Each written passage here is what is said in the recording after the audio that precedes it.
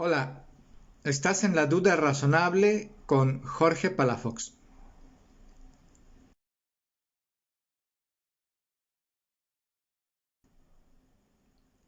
En esta ocasión estudiaremos algunos elementos y características que definen a una constitución. Una constitución es, en primer lugar, un conjunto de normas jurídicas de carácter coercitivo y supremo que regulan los poderes públicos ejercidos por el Estado, así como la protección de las libertades individuales y los derechos de los ciudadanos. La Constitución, sin embargo, puede definirse desde dos puntos de vista: desde el punto de vista material y desde el punto de vista formal. Desde el punto de vista material, la Constitución es ese conjunto de normas que regulan el poder del Estado, que lo limitan y que lo dividen en ejecutivo, legislativo y judicial. Es ese conjunto normativo que protege las libertades individuales y los derechos humanos. Desde este punto de vista, todos los estados tienen o poseen una constitución en su sentido material.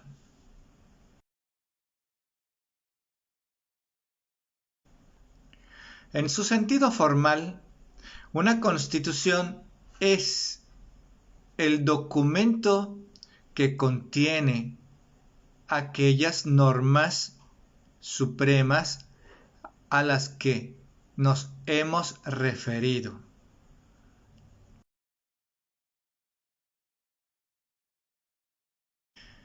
Pensemos en una analogía para poder entenderlo bien. Cuando un individuo nace ya como persona. Cuando sus padres lo registran y en virtud del registro se elabora un acta de nacimiento, el acta de nacimiento solo registra ese nacimiento, lo hace constar, pero no es el acta de nacimiento la que convierte al bebé en una persona. Sigamos esta analogía, pero ahora observemos a una nación. Cuando nace una nación, no decimos que nace, decimos que se constituye. Cuando se registra su constitución, decimos que su constitución se codifica. O, dicho de otra manera, su constitución en sentido material se recoge y se le da una forma escrita. Cuando el individuo nace, se registra su nacimiento en un documento público y solemne, su acta de nacimiento. El acta de nacimiento de una nación liberal es su constitución. En su constitución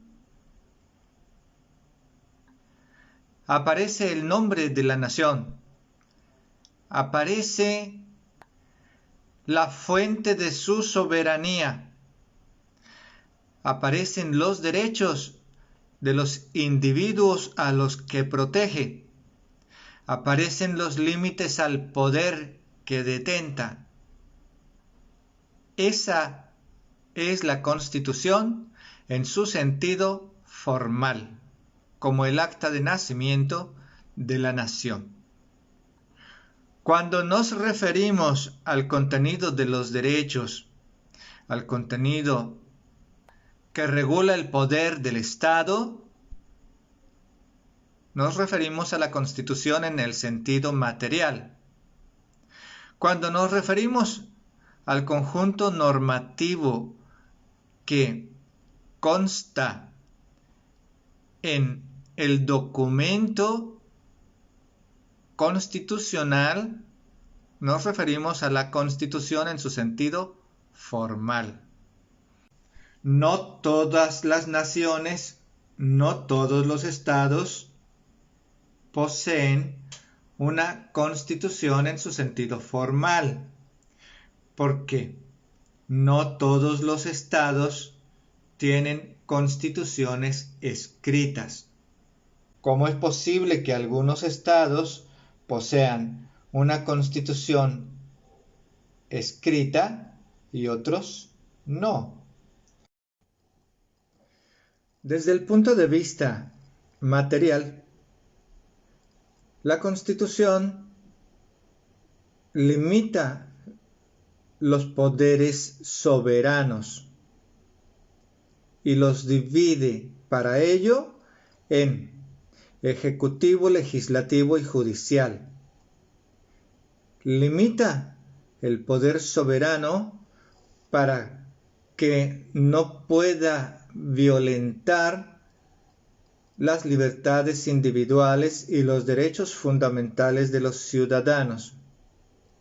Cuando esas normas que por su contenido definen la Constitución material se codifican, se reúnen en un documento, a ese documento, a ese acto de codificación, lo llamamos Constitución en su sentido formal.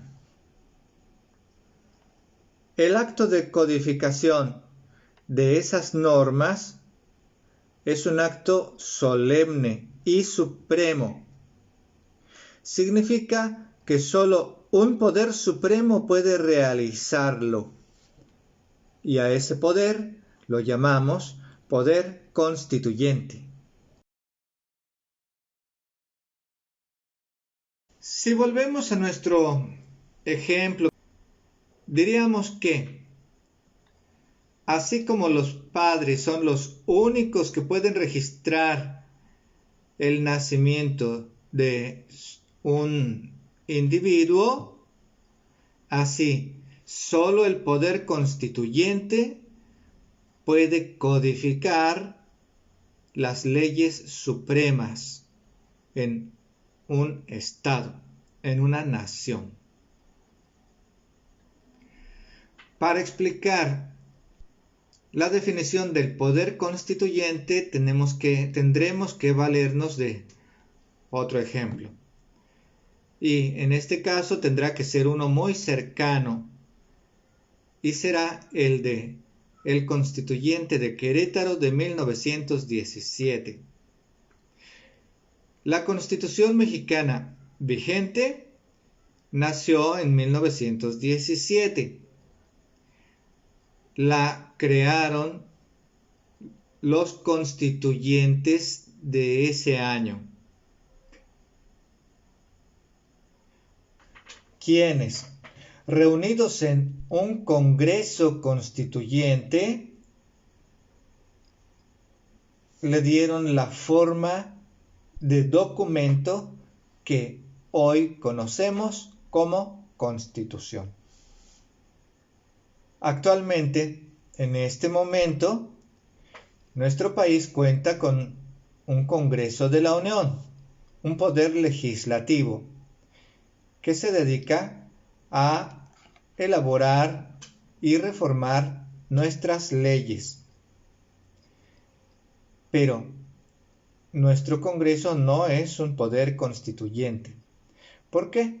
Porque nuestra Constitución se creó, se formó en 1917 y solo el Congreso de aquel año, en aquella época, puede ser llamado así, constituyente. Es el que tiene la paternidad de nuestra nación. Nuestro Congreso actual es un poder legislativo ordinario. El constituyente de Querétaro fue un poder legislativo constituyente. Un poder supremo, no ordinario.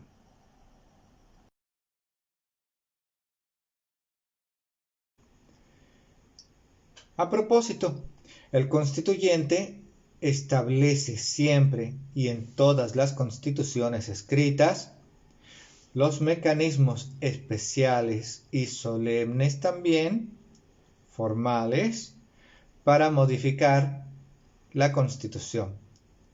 El legislador ordinario no puede modificarla. El legislador ordinario puede crear y reformar las leyes actuales, las leyes ordinarias, pero no la Constitución. Para que el legislador ordinario pueda modificar o reformar nuestra Constitución, tiene que seguir las reglas que estableció el constituyente en la propia Constitución para poder hacerlo. En el caso de nuestro país, en virtud de que nuestro Estado está constituido como una federación, las reformas constitucionales tienen que seguir los siguientes pasos.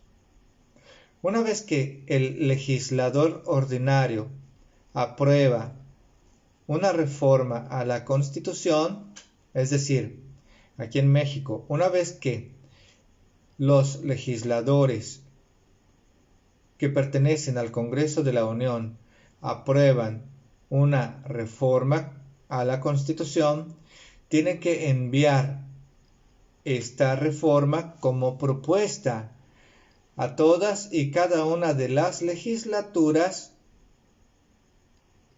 en todo el país. Nuestro país cuenta con 32 estados y en cada uno de ellos hay una legislatura local. Pues cada legislatura de los 32 estados tiene que votar si aprueban o reprueban la modificación a nuestra Constitución. Y solo que la mayoría de esas legislaturas aprueben la reforma propuesta por el Congreso de la Unión, entonces la Constitución podrá modificarse.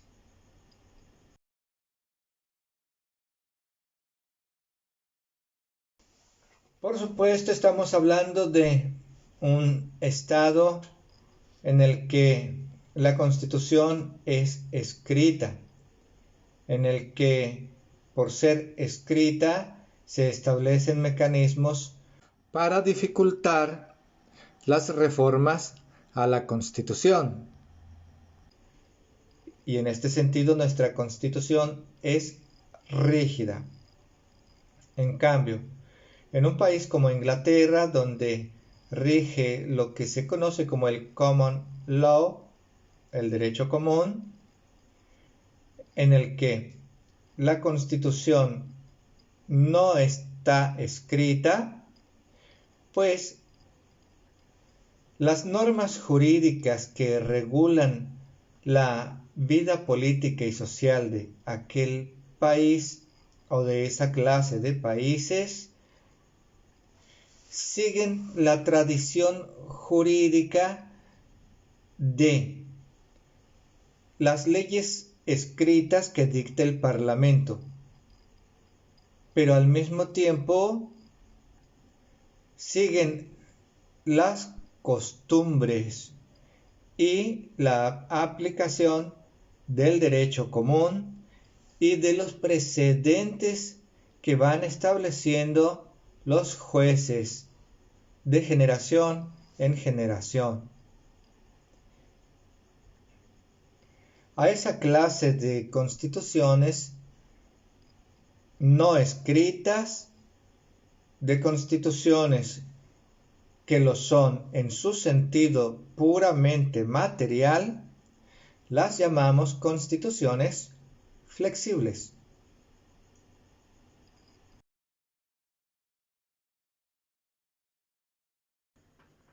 Constituciones escritas, como la mexicana, las llamamos codificadas. Constituciones, como la inglesa, las llamamos dispersas.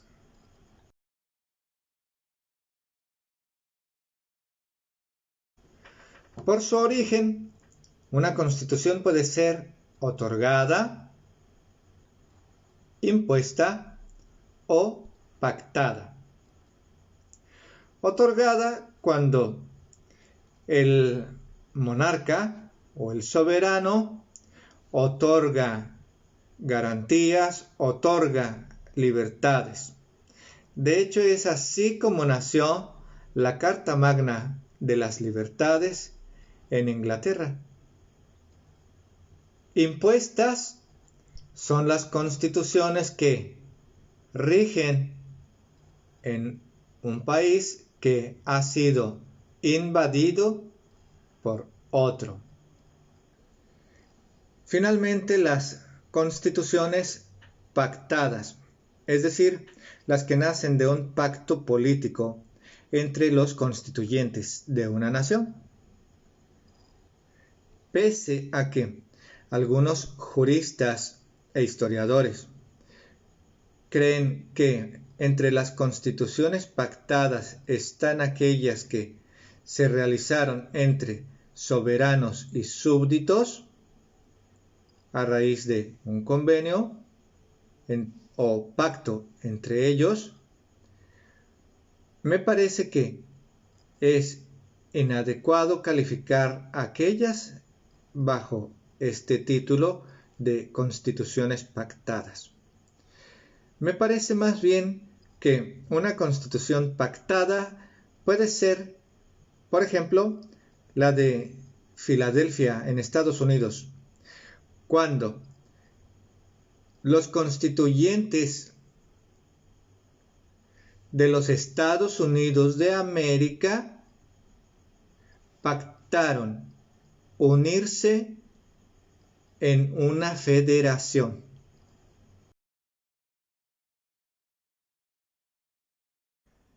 Las partes de una constitución podemos identificarlas en 4 categorías.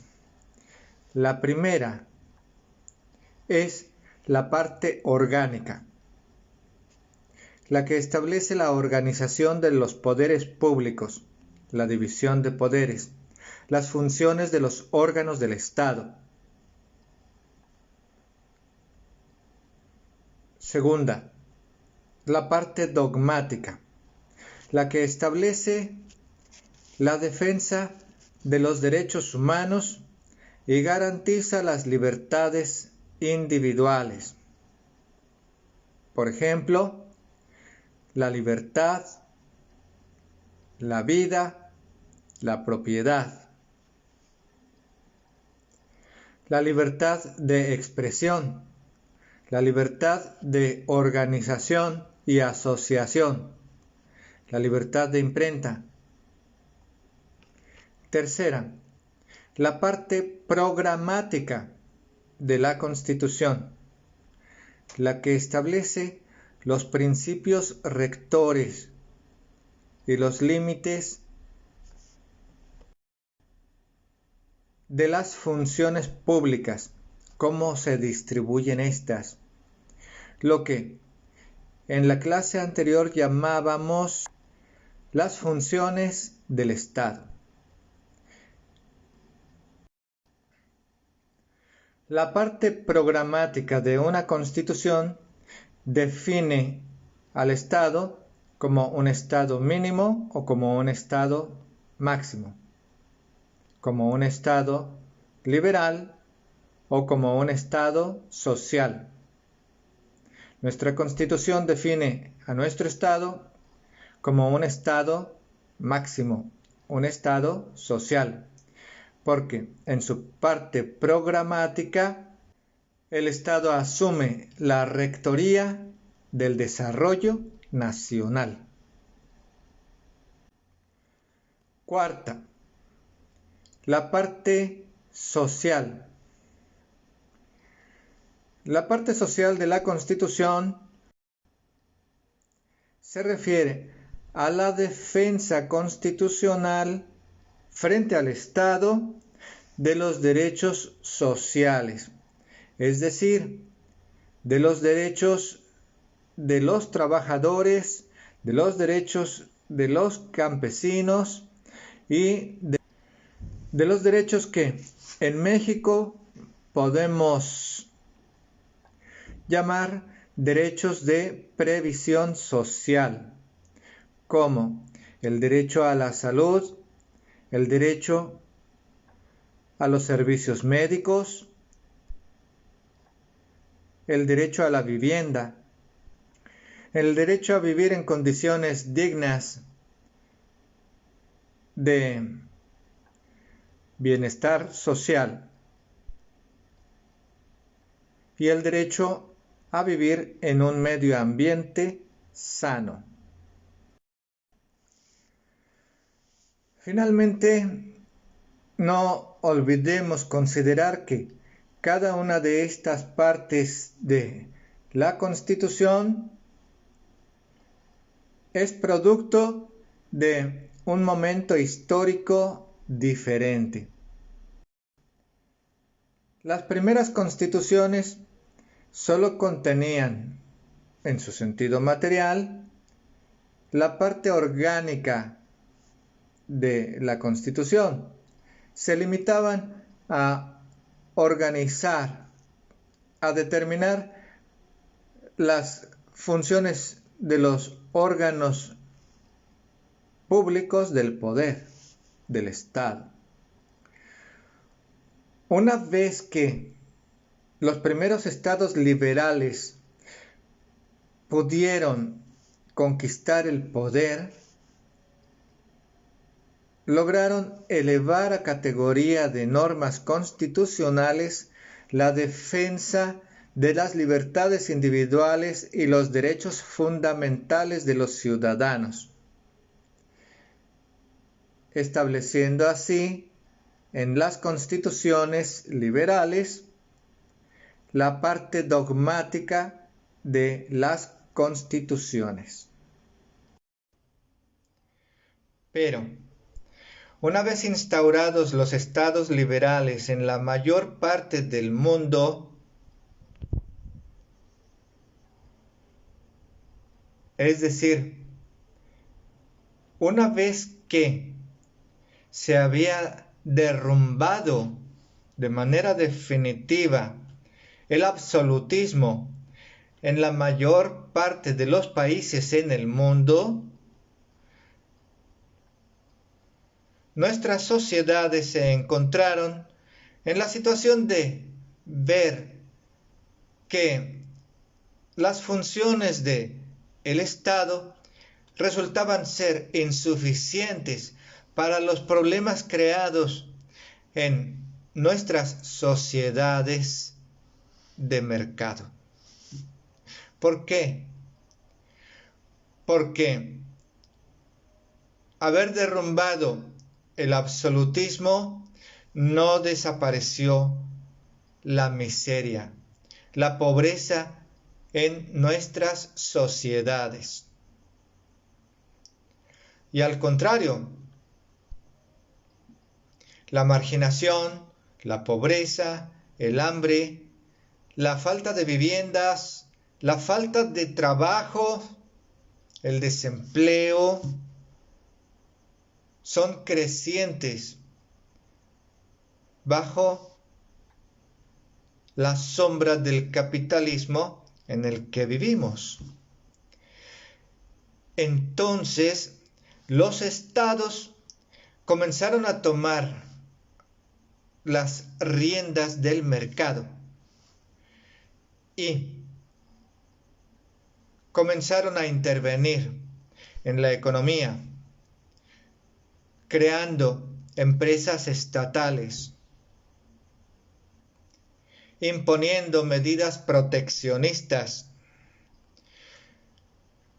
instituyendo un régimen de normas contra los monopolios y con ello introdujeron en las constituciones la tercera parte a la que ya nos hemos referido, es decir, la parte programática de la Constitución. En nuestro país se estableció como norma constitucional que el Estado asuma la rectoría del desarrollo nacional y el monopolio de las industrias que se consideraron estratégicas, como la industria energética, la del petróleo, la energía eléctrica, entre otras. Finalmente, en tiempos más recientes, las clases sociales a las que tradicionalmente se les marginó del poder han cobrado un nivel de organización considerable, de manera que han logrado que los constituyentes eleven a rango constitucional algunas de sus necesidades sociales. Así, las constituciones establecieron la cuarta parte a la que ya nos referimos, los derechos sociales, el derecho del trabajo, el derecho que protege a los campesinos, los derechos propios de la previsión social. En nuestro país, por ejemplo, se establecieron todos ellos en 1917 y como producto del movimiento revolucionario que comenzó en 1910. En este sentido, podemos considerar que una constitución es un producto histórico.